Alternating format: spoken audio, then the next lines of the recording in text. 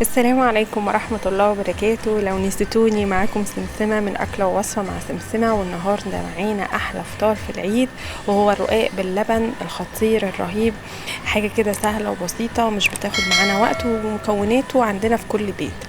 نعمله بقى وناكله كده قبل ما ندخل على التقيل. تعالوا بقى نشوف وصفتنا هنعملها ازاي، ونقول بسم الله الرحمن الرحيم.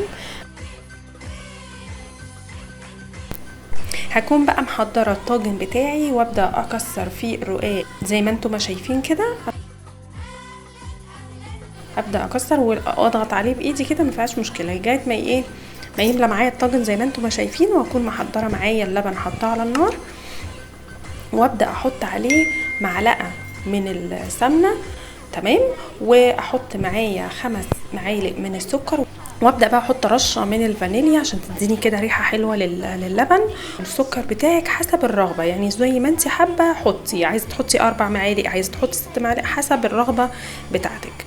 وابدا اقلب كل ده مع بعضه لغايه ما يوصل معايا لمرحله الغليان. ابدا اقلب فيه كده لغايه ما يغلي اهو كده، وصل معايا لمرحله الغليان. هبدأ بقى اخده من على النار على طول، وابدأ احطه على الرقاق، واغمس الرقاق في اللبن كده زي ما انتم ما شايفين اهو كده. وابدأ احط بقى القشطه بتاعتي فوق كده عشان تديني شكل للطاجن حلو، وادخله بقى على الشوايه 10 دقايق كده، وهيطلع لي بقى الطاجن رقاق باللبن. فعلا فعلا ما حصلش.